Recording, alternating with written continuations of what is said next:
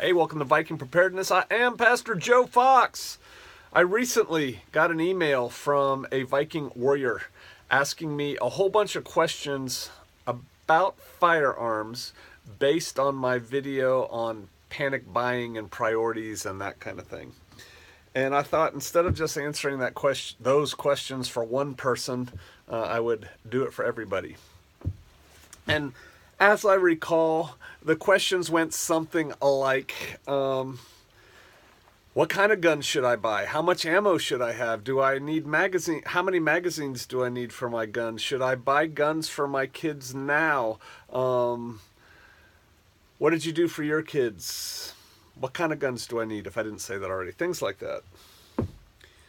So my first answer is it's all METT dependent, which is the cop-out, but it's very true that we used to use in the military, and now it's METTC. And it may have even changed beyond that. But METT stands for Mission, Enemy, Terrain, Time, Troops, Available.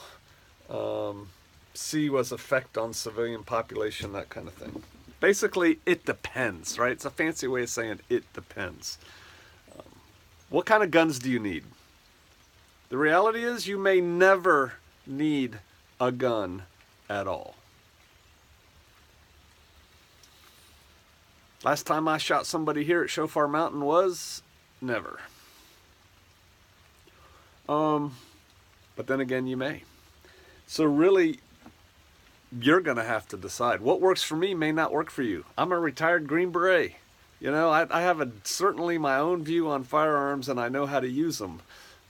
Telling someone to buy all the guns that I have for them might not work. Might be a waste of money, right? But, and you should buy my book too. The person who asked this question probably did not buy my book because I have a whole chapter on firearms that you need for preparedness in there. And as I recall, you need a handgun because when you're walking around doing your chores in a world without rule of law, as much as we'd like to fantasize and think we're going to do that with an AK strapped to our back, probably not. But you should always have a firearm on you, and so you're going to need a handgun per adult, right, in your household or capable teenager. You're going to need a shotgun for your house, at least. It's a great hunting tool. If nothing else, you can kill everything from, moose to quail with it, with the right loads and choke. I think everybody should have a .30 caliber deer rifle of some kind. A scoped rifle. It doesn't need to be a sniper rifle, but a scoped rifle. And you may want to get, some military type firearms, rifles, assault weapons. If you do get magazine fed weapons, I think you should have a minimum of at least 4 magazines for it. And, 13 to 20 wouldn't be too many per rifle. It does no good buying cheap magazines. They don't work. A lot of survivalist people talk about 22 rifles. I have a couple. I've got one hanging up loaded right now in my house. I hardly ever shoot it. Hardly ever. So, there's that.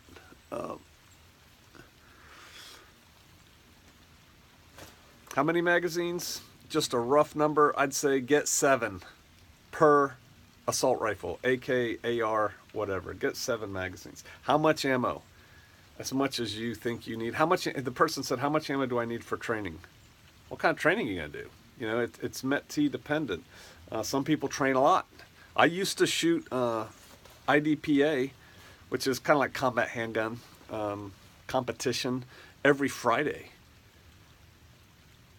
It actually wasn't that much ammo just to go through a course of fire. I'm trying to remember. I don't think it was 20 rounds most times. 3 magazines maybe. But sometimes we'd shoot them several times, and then afterwards we'd shoot a lot and dun. So, weekly I was shooting a fair amount of money as a civilian, right? In the military, I shot heaps of ammo that you bought for me, so thank you. You're only as good as your training. And so how much are you going to train? That's how much ammo you're going to need. I don't have a number for you. You have to start training and then you'll figure it out. So should you buy guns for your kids? Do you want your kids to have guns? I mean, that's kind of the answer on that. What did I do? All my children got a shotgun when they turned 18, and they got a Glock 19 when they turned 21. And actually, my little girl got her Glock when she turned 14 because she was being left at home alone more and more because the other kids were out of the house and Mama and I were out and about doing things. And so I gave her Glock early. They're not magic wands. If you're not trained how to properly use it, and when I say trained how to properly use it, I'm not talking about being able to sit here on a range or sit at a table or stand underneath a cover like this and put pretty little holes in cardboard. I'm talking about trained how to use that thing as a combat weapon. I'm talking about the self-defense tools now. If you're not trained how to use it, it's not going to be that helpful. So you need training. But that's what I did for my kids. You may do something different.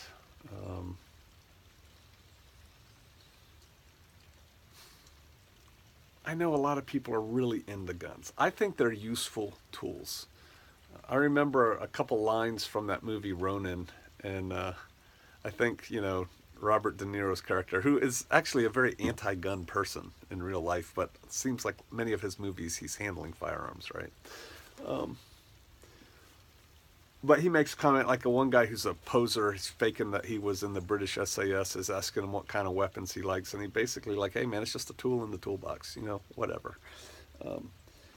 Yes, I have firearms. Yes, I think they're important. But now that I have them, I train with them occasionally, more of late. They excite me as much as my skill saw does, my circular saw. Frankly, my firearms do not excite me as much as my new, what's it called? What kind of drill is it? Impact drill. And I love that thing, right? I think it's fun. I'm really excited about it. So, there's no magic wand. There's no panacea. Yes, you should have firearms. But, again, you may never have to rely on your firearm. You'll probably, if you have to rely on a firearm, need it more for hunting or pest control than anything else. And so I tell people, if you can only have one gun, I know I said you should start with a handgun, but I was assuming you're going to work your way through the stuff. If you're poor and you can only afford one gun, you should get a shotgun.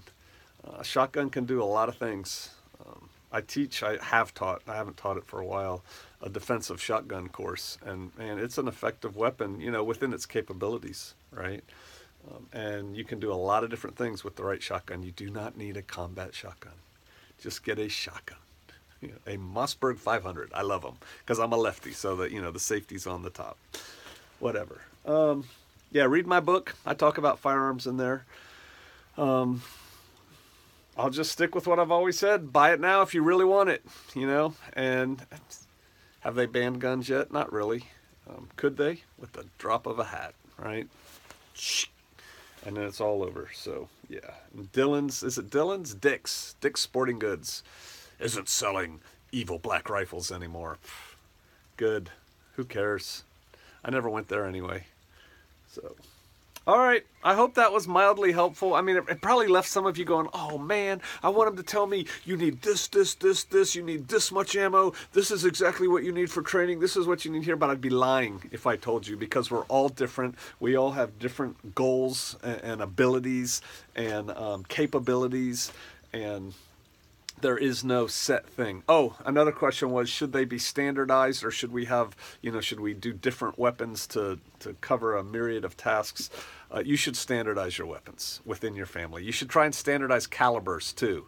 You don't need 40 caliber, 380, 9mm, 45, 357, 38. You don't. Pick one. Pick one and stay with it for everybody. It's really helpful if all the firearms are the same, all the handguns are the same, all the rifles are the same, assuming you're getting multiples of something. They're just tools. I mean, let's talk about what kind of tools you have in your toolbox and your tool chest. It's the same thing.